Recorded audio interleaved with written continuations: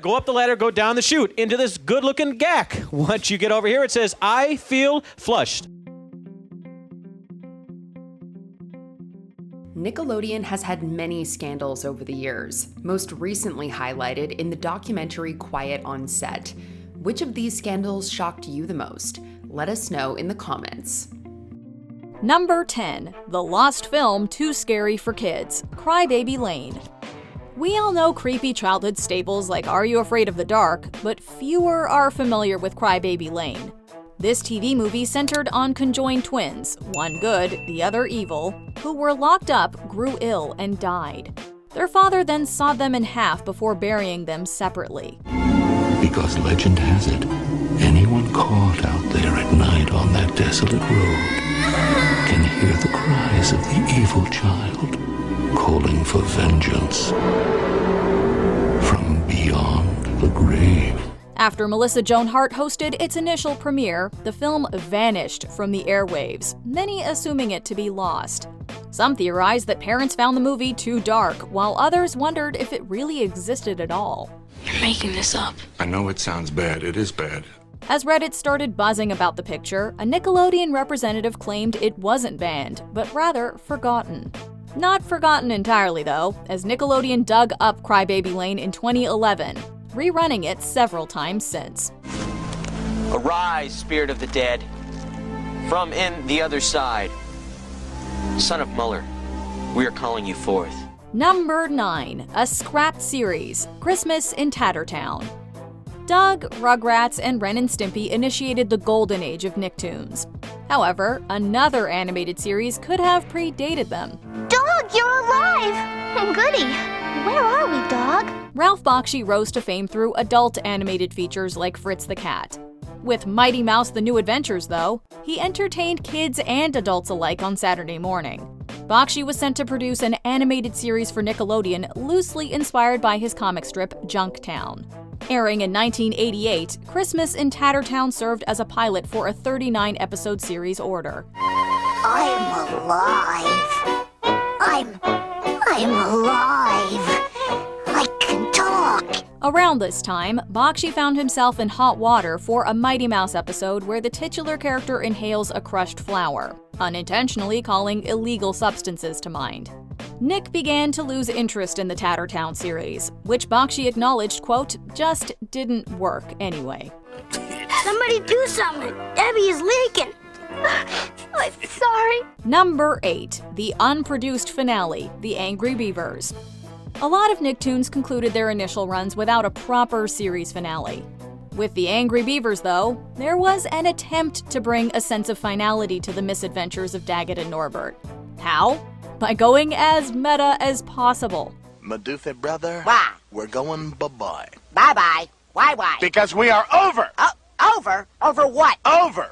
As in done, through, finished, ended, terminated. The Beavers would receive word that they're being cancelled, culminating with them going to cartoon heaven and an April Fool's gag. In addition to poking fun at the series ending, the finale would have openly criticized the network and censors for constantly cracking down on the creators. Accept our fate. Accept? It's the way of the world, deal. After all, the cartoon being over gals always know what's best. I mean, they made good television of science. Although the idea was initially approved, Nickelodeon pulled the plug mid-production for disobeying network policy. Bye Bye Beavers was never completed or aired, but storyboards and audio have left us with an idea of what could have been. It's like immortality without having to show up every day. Exactly. Number 7. Things get super sloppy. Double Dare. Getting messy is part of Nickelodeon's brand, but not everyone was in on it. According to Double Dare host Mark Summers, a woman who took a pie to the face in Philadelphia sued, claiming she couldn't have sex anymore.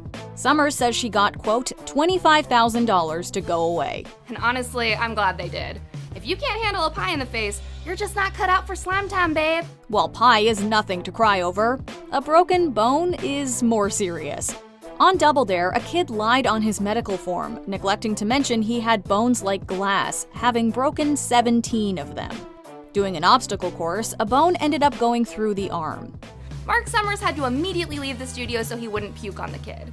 Luckily, there was a nurse standing by, but Nickelodeon execs were not happy. Another time, Summers thought a kid snapped his neck on the sewer chute obstacle. His father was a lawyer who insisted that they get the large screen TV prize. I don't know, man. $1 million lawsuit winnings from Nickelodeon or a Zenith from the 80s. I'm gonna take the money every time. Number 6. The expunged episodes. SpongeBob SquarePants. SpongeBob has ignited a surprising number of scandals, including discussions regarding the character's sexuality. Fans were caught off guard again in March 2021 when Paramount Plus launched. A classic episode was noticeably missing from the SpongeBob library. A rep revealed that Season 3's midlife crustacean was taken out of circulation in 2018 due to story elements deemed inappropriate. SpongeBob, Patrick, do you mind? Let's continue this conversation in private, Patrick. I think some people are eavesdropping. Well, how rude of some people. While the rep didn't reveal which elements caused a fuss, it was most likely a scene involving a panty raid. Nickelodeon also held off on releasing Quarantined Crab, a quarantine-themed episode that was originally set to air around the same time COVID hit. Anyone could be a carrier.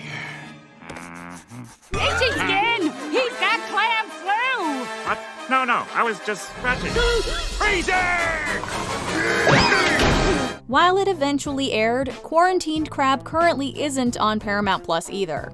Nick can pull episodes, but they can't erase them from our minds. We think. Show's over, cheapskate!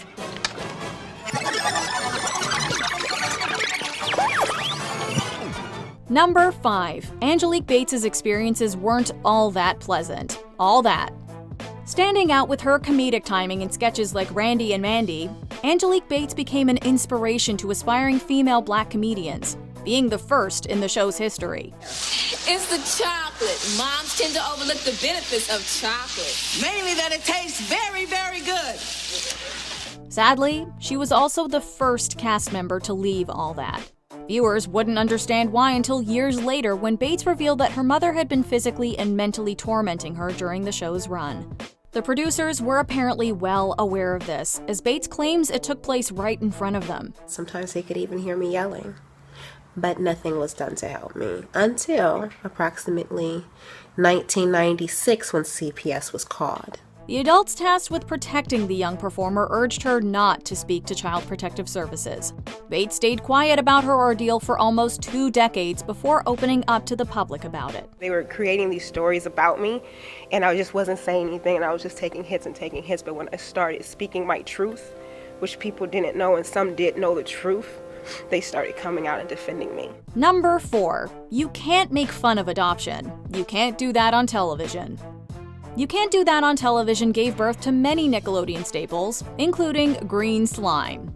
The Ghostbusters team reportedly tried suing creator Roger Price over the slime, although the Canadian sketch series predated that blockbuster comedy by 5 years. I feel so funky. Spengler, I'm with Bankman. Oh. You got slime! That's great, Ray. Save some for me. While you can slime people on television, poking fun at adopted children proved too controversial for Nickelodeon. In one episode, a senator calls an orphanage, saying that he wants to return his adopted child now that he's completed all the chores. Yeah, he's done everything that pretty well had to be done. So, yeah, you come over here and you take him back. What? What do you mean adoption is forever? In addition to making light of child labor, the episode sends a pretty mean-spirited message to the actual adopted children watching at home. Nick pulled the episode from U.S. airing soon enough, while co-creator Jeffrey Darby admitted years later that it, quote, went too far. How do you get away with it? I don't know. Luck, I guess.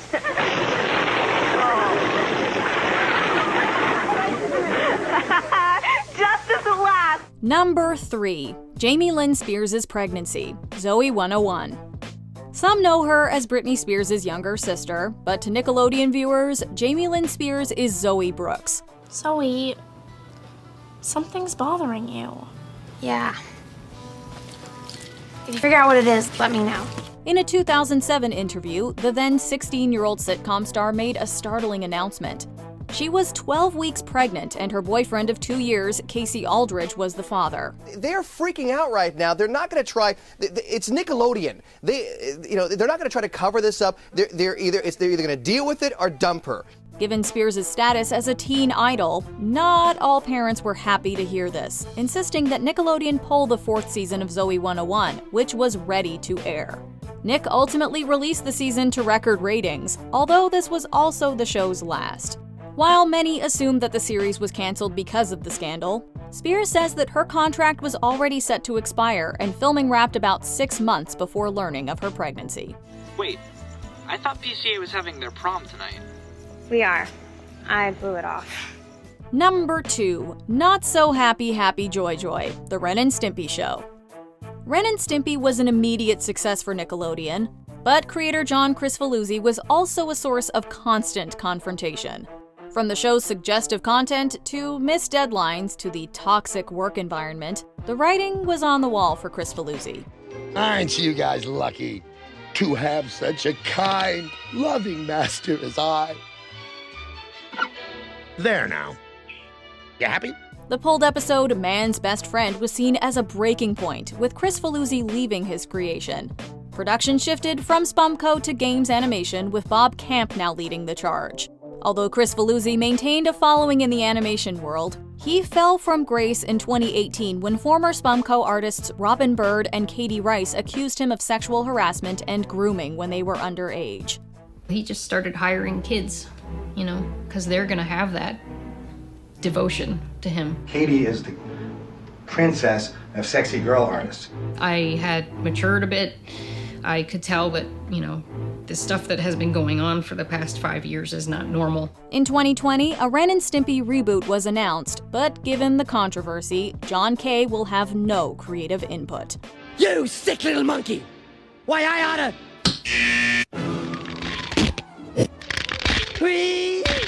Hey, it works! Before we unveil our top pick, here are a few honorable, or we guess dishonorable mentions. Casting controversy, The Last Airbender. A show grounded in East Asian themes gets an adaptation with white actors as the heroes. That wasn't a good play. I'll say. No kidding. Horrible. You said it. For a good time, call Tommy's mom, Rugrats. Artists apparently drew naughty photos of Dee Dee Pickles in the Nick Studios bathroom stalls. Stu, what have you done? Bringing down the house, The Loud House. Creator Chris Savino was fired over misconduct accusations. I never want to see you again, Benny! Banished episodes, Rocco's Modern Life. Leapfrogs and Hef in a Handbasket have us wondering if the show was really for kids. Oh, Rocco. Don't you like my eyes? Oh, yes. They're lovely. Touch them! Yes. Oh, my. Very soft and veiny. Oh, you always know exactly what to say. Dark Harvest, Invader Zim. This twisted episode would come up during the Scott Dulesky trial. My organs! Inferior human organs! Oh, my squeedly spooch! Number 1, quote, I'm glad my mom died, iCarly. Dan Schneider created several hit shows for Nickelodeon, including iCarly.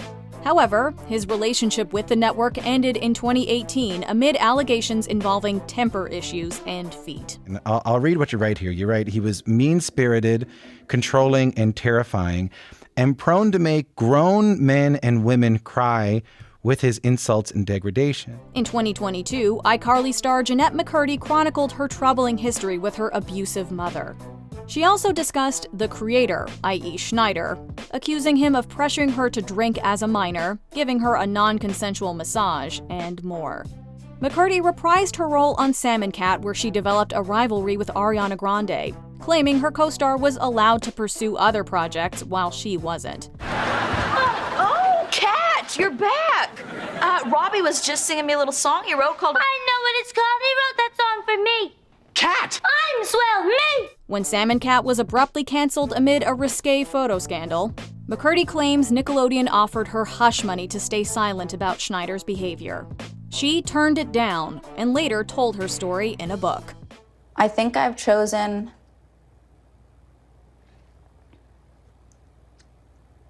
a path of integrity.